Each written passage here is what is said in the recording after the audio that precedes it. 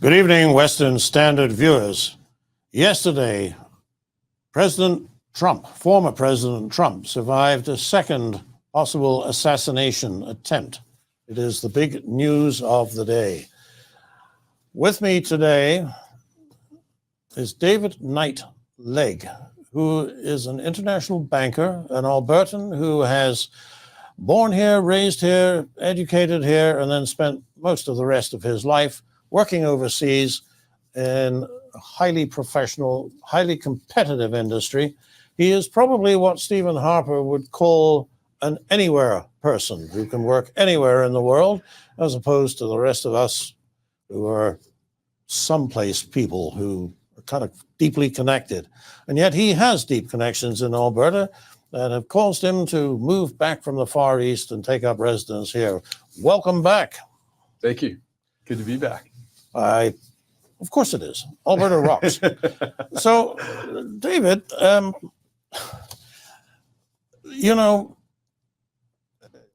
you are very focused on international affairs, and at such a time as this, the U.S. election. What do you make of what happened at the golf course there yesterday? It looks, to all appearances, like just another nutter on the loose, like the first one in Pennsylvania. Yeah. But, there Trump was slightly wounded, and frankly, who knows what might have happened if the Secret Service, the much maligned Secret Service, actually hadn't had somebody on the ball on that case. And they took this guy out before he could do any damage. So how safe is Trump if a professional gets assigned to this task by powers outside this country, perhaps? Yeah, look, it's hard to imagine if you run scenarios of somebody who's a professional assassin and, adversaries to the West feature professional assassins. Day of the Jackal. Yeah, well, the Russians are famous for it, and they usually have a victim every couple of years, as you know, and they're creative with it. But I think the issue is going to be when you've got amateurs able to get this close to the president and get a shot off. What happens if you've got somebody that's part of a deeply embedded, very smart? We are right to call this guy an amateur, are we? I don't know that the Secret Service have already released profiles of him. He's known. Surprisingly, there's actual TV interviews with this guy. I mean, it's extraordinary when these things come out, how these connections get made. It's one of the things that lead to conspiracy theories. Well, he's been approvingly quoted in the Financial Times and the New York Times and a number of other places. I mean, how do these guys get started? I know that the kid who tried to shoot the president off the roof was in a BlackRock commercial. What? Stunning one. Yeah. I mean, so, but I think that the issue, the broader issue, maybe you call it the meta issue, is that you've got a dynamic in U.S. politics that's incredibly factionalist now, and that factionalism can lead to violence. And I think the language that's been used about Donald Trump is alarmist. I have a very good friend, reporter here, Andrew Coyne, and the two things I disagree with Andrew on routinely are truckers and Trump. I think he misreads them. I think that United Empire loyalist conservatism in Ontario and Montreal sometimes, privileges peace and order over just about anything. And Trump is a disorderly, disruptive candidate as a conservative, and I'm sure Andrew would say he's not even a conservative. The truckers were disorderly, but I think that in both cases they're conveying a message that needed to be heard to a tired, sclerotic, desiccated bureaucracy, both in the United States, that Trump is challenged and will certainly challenge in his next term if he wins, and that the truckers challenged very directly here. And here, the truckers, the challenge from the truckers did show that the tendency of the federal Liberal Party and the government was to invoke illegally and unconstitutionally acts that denied Canadians their civil rights. I think that there's going to be a real moment of figuring out exactly how this situation with these guys in Coots and the situation with the freezing of bank accounts using FinTrack terror legislation illegally by Chrysler Freeland goes down. I think we have to go through the process of evaluating what happened in COVID and what happened in these situations. And I think the U.S. is going to go through the process of what's happened in some of the reaction and the responses to Trump. Some of the reactions to Trump, the lawfare, the skullduggery with the FBI, the use of sort of the politicization of the state, FBI and CIA on the letter about the Hunter Biden laptop. It turns out to be a completely false, knowingly false letter. Those are things that, because Trump tested the system and put tension into the system, highlighted some of the latent corruption in the system by people that we expect a lot more of. And I think the same thing happened with the truckers here. So I think at a meta level, that's part of what's happening that we're seeing. I think the Secret Service, especially after what happened in the Butler rally, is now technically, covering Trump in a way that he should have always been covered. And in this situation, they got this guy immediately and actually shot back at him. Yes. So he's lucky to be alive. Yes. Well, but it'll be interesting. It will be interesting what happens in going into November the 5th, because this is the second time. Well, do you think that this incident gives Trump a significant boost? Like, we've got everybody pretty much lined up either for Harris or they're for Trump. There's 10% in the middle who are persuadable. Yeah. And maybe some will be by this out of sympathy. But do you think anybody's going to walk over from the Harris camp and go with Trump because somebody took a second shot at him? So when I was doing my PhD work, I had to do a lot of demographic analysis to make the points that I needed to make in my PhD. I was studying separatism and how laws and policies affect separatist movements around the world, how governments react, both militarily sometimes with policy, etc. And when you look at something like a separatist movement, or you look at the dynamics around a US federal election, the thing that's very interesting is the correlations between issues and the way that people represent themselves as either Democrat, Republican, or independent. And what's very interesting when you look at the data, if you dig into the data, there was a great poll that was released, and I actually put the data link on my Twitter feed when I made a point, because I have some open bets with some friends. I think Trump will win this election, and they think there's no chance. And so I'm posting up things that I think that I see. And here's my thesis, for whatever it's worth. My thesis is that increasingly one of the meta trends that's been occurring for the last 25 years in both Canada and the United States is more and more people are saying, I'm not going to tell you what color political card is in my wallet. It might be blue, it might be red, it might be orange in Canada, or it might be blue or red in the States. But an increasing number of people are saying, I don't have a card in my wallet. And of the people that do have a card in their wallet where they're a member of a party, they're saying, actually, this time round, I like my party, but I like the local guy who's running for the other party better because he's somebody that I think speaks for me or makes me proud or is endearing, right? And so what's really interesting is the loyalty that people are expressing to their party, and the number of people that are just saying, I'm not loyal to any party, has been growing. And so what you've got is that's happening is you've got two very interesting trends. One trend is the liberals and the Democrats of the states are becoming harder left in their base. The people that animate that party and its policies are becoming harder left. Same thing on the right. Same thing in the middle. In other words, pox on both your houses. And so people are becoming more polarized. But as a result of that polarization, more and more people are saying, I'm actually a person that will vote my interests in a more sort of unusually unpredictable way than used to be the case. If you buy that, and there's some debate around whether or not that's true, then one of the features of this election is that independents matter more than ever before. And if you look at the polls in the 8 states that will determine this election, the swing states, the states that aren't already, governed by majorities that are either Democrat, like California and New York, or clearly Republican, like Texas and Florida, when you look at the 8 states whose electoral college votes will determine the winner, those 8 states have very high marginal numbers of independents. And within the independents, they're breaking right now 60-40 for Trump. The independents that are saying we're going to pick. This is a post-debate number? This is a post DNC convention number where Harris didn't get the bump.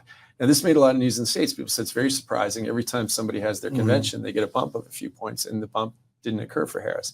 I think the reason the bump didn't occur is because Trump did a deal with RFK Jr. that they, had an almost theatrical presentation of, where RFK Jr. came in and said, "I'm here to make America healthy again," MAHA, which is a play on Make America Great Again. Trump didn't just take the endorsement. He actually said, "I'm going to appoint RFK Jr. and his running mate, Nicole Shanahan, as well as Tulsi Gabbard, to my transition team, along with my sons. We're creating a coalition and a team of rivals. And they're going to go off and they're going to focus on this message of make America healthy again." Now, you're not seeing this message play out very much in Trump rallies. I mean, once in a while it will come out. But here's what's interesting. When you look at Nicole Shanahan's account on Twitter, YouTube, or Instagram. Now, for those who don't know, Nicole Shanahan is RFK's candidate. She was, the vice presidential candidate. Yeah. And people forget RFK in the spring was polling as high as 15% nationally and higher than that in the 20s in particular states. The independents, that's the highest third-party candidate polling since Ross Perot. The independents are an extremely important cohort. And the three themes that the independents that are former Democrats, RFK, Nicole Shanahan, and Tulsi Gabbard and others are hitting are, number one, what happened with the pandemic and what is it about vaccines? Why have kids gone from having 5 vaccines to now having 30, right? And what is that doing for a series of negative health outcomes for children? There's a lot of conspiracy stuff around it. There's a lot of debate around that. But the point is, it matters greatly to certain people, and a lot of the people it matters to are independents. They don't affiliate with either party. So Trump has a chance. Trump is better than a chance. When you look at, and I'll send you the tweet that I put out because my friend said you're crazy. Harris is polling 4 points ahead of Trump, and I said send me that poll. They sent me the poll. I'll tell you what was wrong with the poll. First thing that was wrong with the poll: registered voters. Right? Registered voters is like trying to poll the entire country. Just like Canadians, a minority of people vote. Yeah. So if you just take registered voters, you're getting a preference.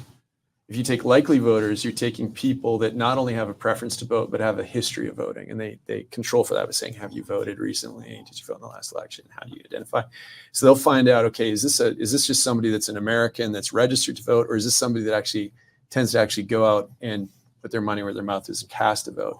When you use likely voters, and when you read polls, look if it says RV, which is registered voters, or LV. And they'll list the number of people, and then they'll put RV or LV to indicate the degree of correlation between intention and outcomes, right? Second thing that happened with the poll that I was sent was it's a national poll. And national polls tend to run a selection around cohorts that are similar to the cohorts that have voted in the past.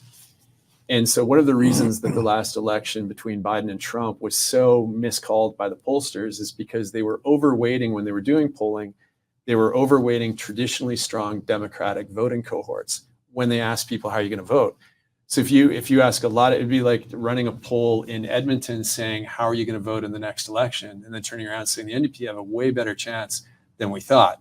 And then running another poll down where I come from in Southern Alberta and saying, how are you going to vote in the next election? Saying, look, the Conservatives are going to take this thing in a landslide, right? The places and the people you ask those questions of determine the kinds of outcomes the polls give you. I would have hoped that the pollsters were a little more sophisticated than that, David. They're sophisticated, but what happens is it's a very tricky thing. You've got to try and model polling. They underpolled Obama because they didn't expect such a strong cohort of African-American voters when Obama actually was elected president. And then they underpolled Trump because they expected him. They were still sampling based on the last 2 presidential elections turnouts by demographic sample. And they overpolled African Americans as a result, which showed a preference for Hillary Clinton that didn't play out in the actual 2016 outcome. So let's say that you are right, and that you collect from Andrew coin. A bet. You're right. I should. I'll send it. It's out there in the public. Now, what's writing on this? I'll put it. Well, I usually go for bottles of wine, but I've learned the hard way. When people lose, they tend to send you really bad bottles of wine as an outcome. So Andrew Coyne would never do that. No, Andrew's a scholar. Exception. He's a scholar and a gentleman, and we disagree on things out of conviction. All right. And I think he does know why. So here's the question. He says that if Trump wins, I think his exact words It's the end of the world as we know. Do not remain calm. A second Trump presidency really will be that bad. That's Andrew Coyne's view. I interviewed Brian Lee Crowley here a few months ago, and he said, no, nothing was going to change. And so what I would ask you is the same thing. What are the implications for Canada of a Trump victory or a Harris victory? Yeah. Harris first. Look, I think that they're pretty clear on the differences in their platforms, right? So and it's just a classic difference between sort of left-right as it plays out. So Trump is going to cut taxes. He is going to be more protectionist, which is an unusual thing to say about a conservative government. He's not so much a libertarian as a nationalist. But his protectionism is deeply pragmatic. And you saw this with the CUSMA replacement of NAFTA. Bob Lighthizer is very specific. He's written a great book on it. There's, no trade is free. And they're very clear about what they want to do and how they want to do it. Now, some of what Trump brought to the process has now become embedded institutionally in the way the U.S. operates. So the idea that you want to replace multilateral agreements because they tend to be too watered down and weak and have structural defaults that get exploited by a variety of partners and replace those with bilateral, that's now become part and parcel of the way that a lot of Americans think across the political spectrum. So some of these things that are differences between the Harris and Trump teams, when it actually comes time to implement these things, you're going to see a fair amount of symmetry. If you had said to somebody, like we'll use Andrew, if you'd said to Andrew, Harris is going to come out swinging for fracking in America, he would have told you to take a hike. I wish I would have bet a bottle of wine on that. You have to support fracking in America now. Energy independence is now part of the storyline of what America is going to be as a nation, right? That debate is actually over. With apologies to all my hard green alarmist friends, they've lost that debate, right? And the fact that Harris has got to say that is because she wants to win in Pennsylvania.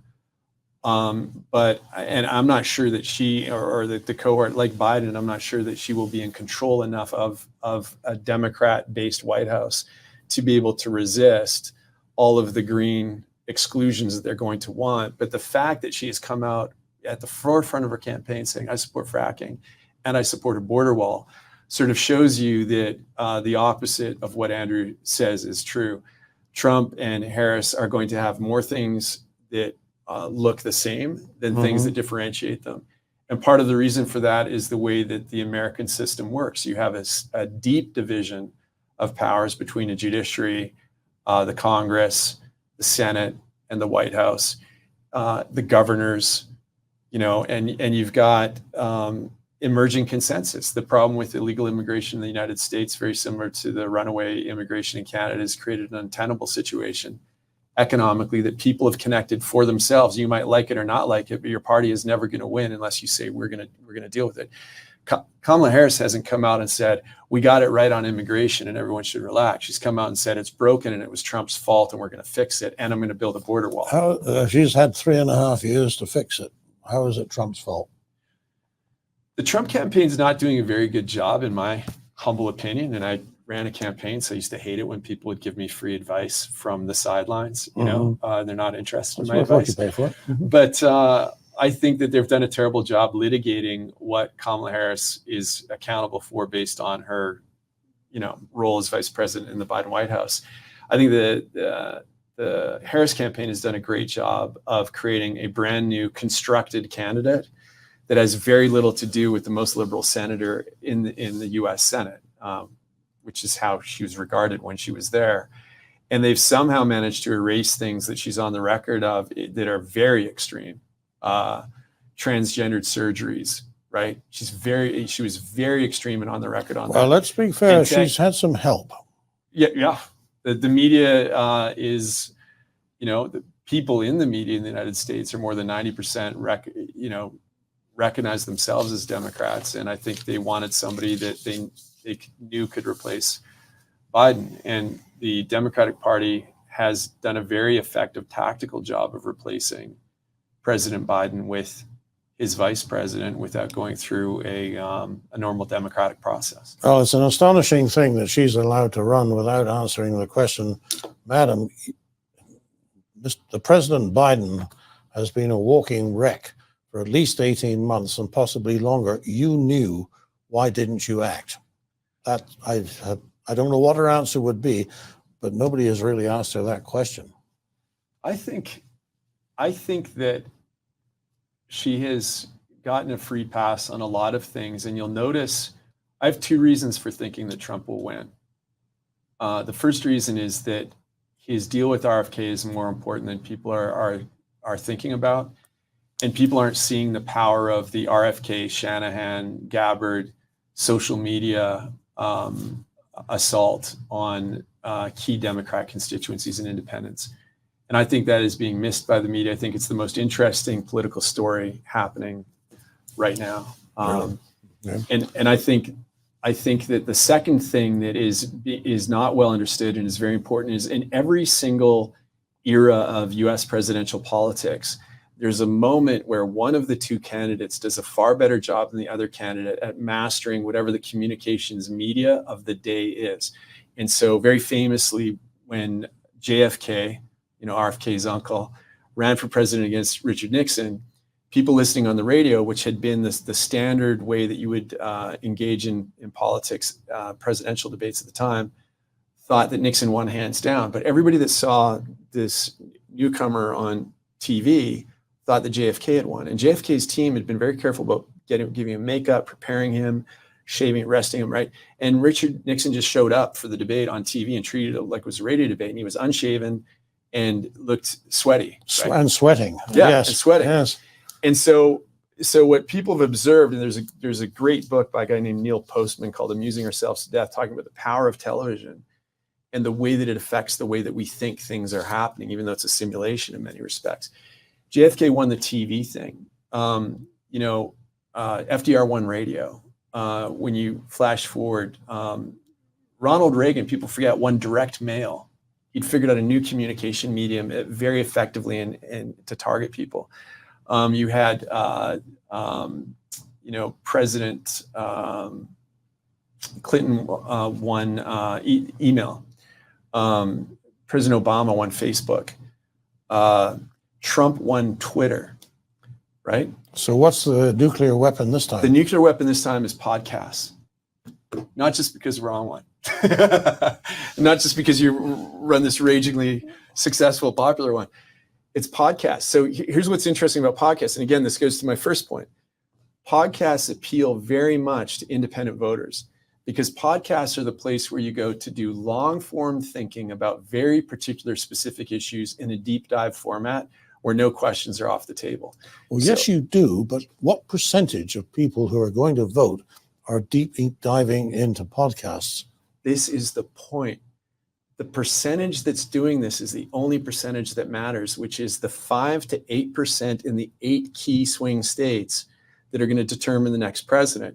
And those people that have already said, you can't buy me off as a Democrat and you can't buy me off as a Republican are going to see Lex Friedman. They're listening to Joe Rogan. They're listening to, there's this entire pantheon of people that are very focused on podcasts. And you know that the number one feature of a lot of these podcasts, it's not nerdy stuff like we're talking about, like, who's going to win the election, why. It's life hacks, how to lose the 20 pounds you always wanted to lose, why sleep is so important, whether or not your kids should get a vaccine or whether some vaccines are correlated with autism. So this is a huge raging debate. And in the mainstream media, everyone's looking because they've only got 2 minutes to say the news. And they've got, they're doing it for a production cycle. They get told by their editor, we're not going to endorse some crazy conspiracy theories, too much crazy stuff. Ivermectin is bad. It was horse dewormer. Turns out that's not true. Ivermectin's good. And ivomectin was horse dewormer, not ivermectin, right? We know these things now. But what happened is the mainstream news is like, well, it turns out some weird conspiracy theorists want you to take horse dewormer. How embarrassing. Everyone laughs, and everybody that watches TV gets told, wow, I'd be dumb if I went and tried to find this alternative solution. Podcasts took off during the pandemic. And now these podcasters have viewing audiences that run into 30, 40, 50 million people. And people have forgotten how powerful these people are. And the difference is that candidate Harris, Vice President Harris, is not allowing herself to get anywhere near deep dive, textured interviews that ask wild questions. She's super nervous about it. Her team's super nervous about it. Trump and JD Vance are on these things all the time, but so is RFK Jr., Tulsi Gabbard, Elon Musk, people that have come out, Peter Thiel, people that have come out and said, I'm actually going to endorse this guy and I'm going to work for him. And so I think that podcasts and the distribution of the number of surrogates that are willing to have deep, textured conversations, and people can listen to them and say, I agree with about 80% of what he said. 20% sounds a little crazy to me, but I like that 80%. Those are the people that are sitting in that cohort that are going to make the difference in this election. So my prediction is it's going to be independents. When you see exit polls, it's going to be independent reference people that decide the difference between Trump and Harris. They're going to split Trump and Harris about 60-40, 70-30. And that cohort is going to decide the election in the 8 swing states. I have your phone number, I have your email, and we shall talk again. Well, it sounds like you want to I'm bottle of wine. I'm a betting. Put me down for red or white. Okay. Let's go red. Let's go red. Okay. I have it. Mind you, the trouble with this bet is that in order for me to collect, I have to lose. Yep. So that's not the best outcome. But anyway, okay. We'll work that out. Thank you very much, David, for coming in. My pleasure. Great insights there. For the Western Standard, I'm Nigel Hannaford.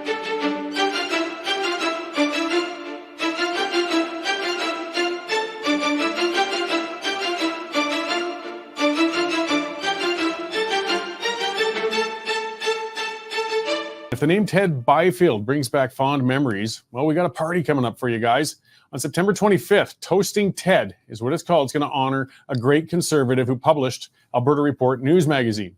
It's going to be bagpipes, singing, live auction stakes, speeches by Premier Smith, Preston Manning, Stephen Harper, quite a lineup. The Western Standard is the final incarnation or the latest incarnation of Alberta Report that Ted Byfield founded. And I mean, he was a great Albertan. He really made his mark on this province. And this evening of celebration for him is really going to be outstanding. You get there, toastingted.ca. That's the website. You can get your tickets. This one's going to sell out. I mean, again, if you want to see Smith, Manning, Harper, all in one spot, one night, be sure to get there.